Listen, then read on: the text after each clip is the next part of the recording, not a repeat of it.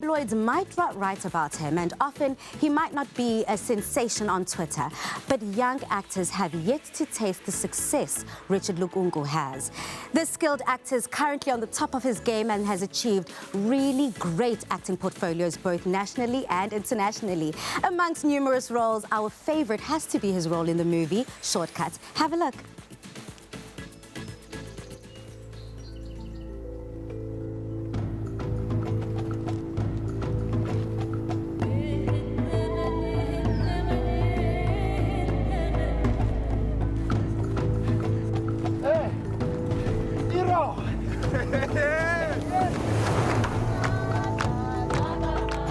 He told my brother his business was people, to free them,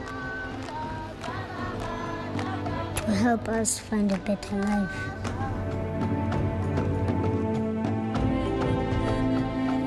He said he would take us to Johannesburg, to the city of gold. He lied.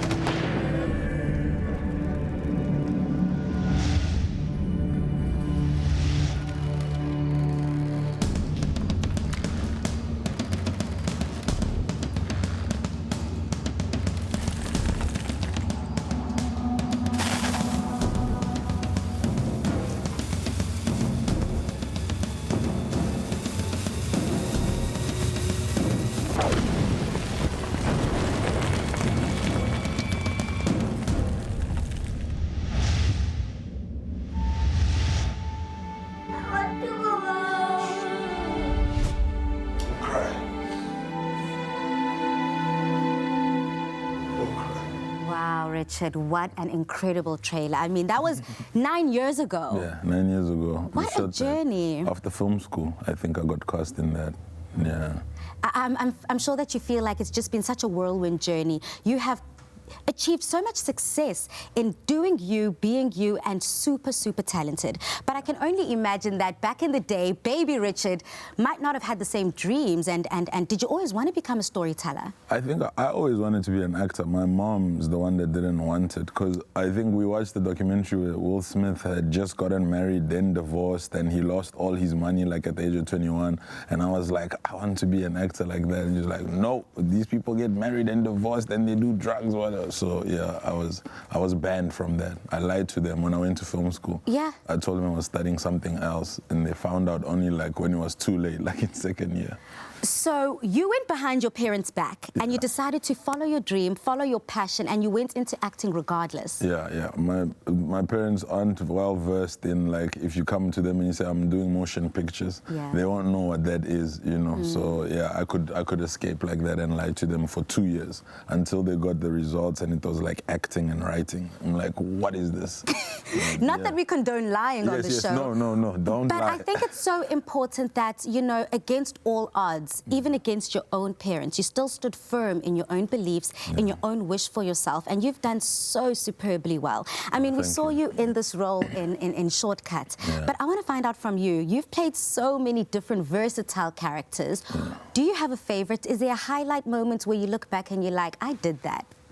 I think for actors, like, we always see our faults, you know, like, because you try and get better the whole time. But I can tell you of my favorite experience. I got cast on a show called Black Sails, and I was playing one of the pirates.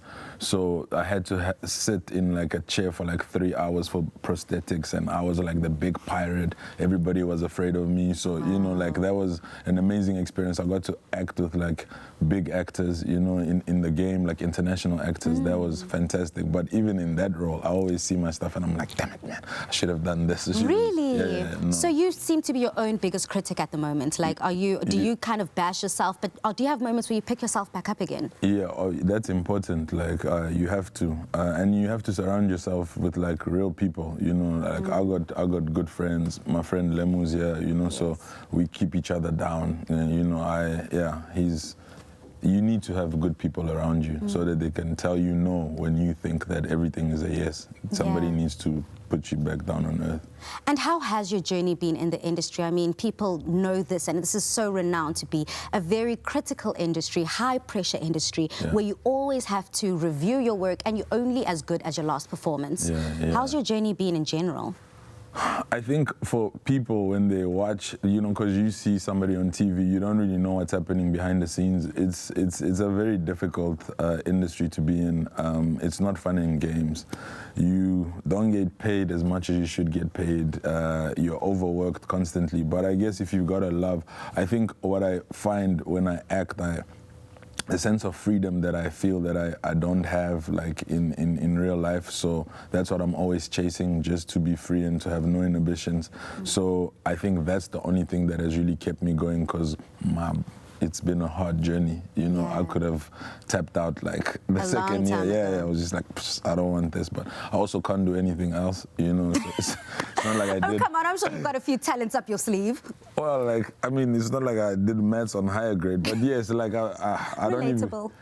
I write now, so if I wasn't acting, like I would write and direct, but otherwise this storytelling has always been me and what I was always destined to be, so yeah. And besides Will Smith, which other actors did you kind of look up to growing up that you drew inspiration from, and you kind of were like, I don't want to be them, but if I could follow in that path, I'd be on the right way? Yo, you know, it's probably because I'm nervous and I'm forgetting his name, and I can only say his character's name. Who?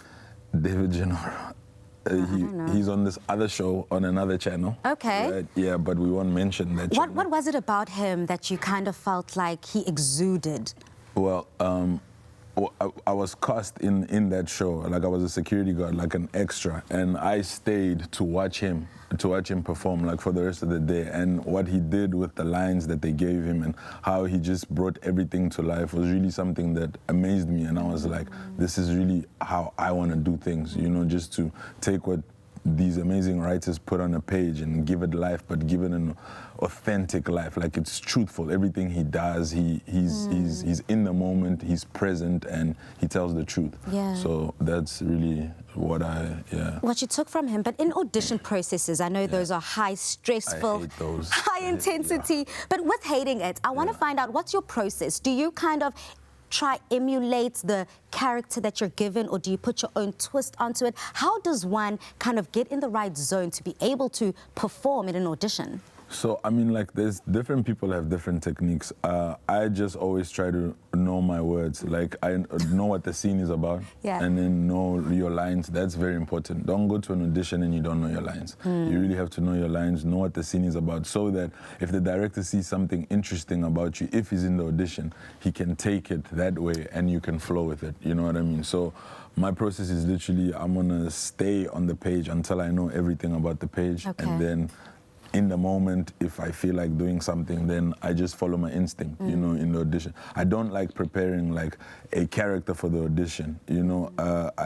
I've learned, I used to do that, but I've learned that you must come as neutral as possible, so that if the director is good, he'll be able to craft something with you in the scene. But when you prepared, I'm like this, and then you can't get away from that, you know. So just come, know your words, know your lines, and be as neutral as possible. I think it's in those small nuances that you add to a character that makes it absolutely Richard approved. So I'm looking forward to sitting down with one of the directors that you've been working with that are so incredibly talented, Angus Gibson. The legendary Angus. And I want to see how you've been able to shift and fold and mold this bad man character that you took on in Back of the Moon. I'm looking very forward to that. Yeah, no, it's going to be crazy. It's going to be a good movie. Okay, so then don't go too far, because we need you later.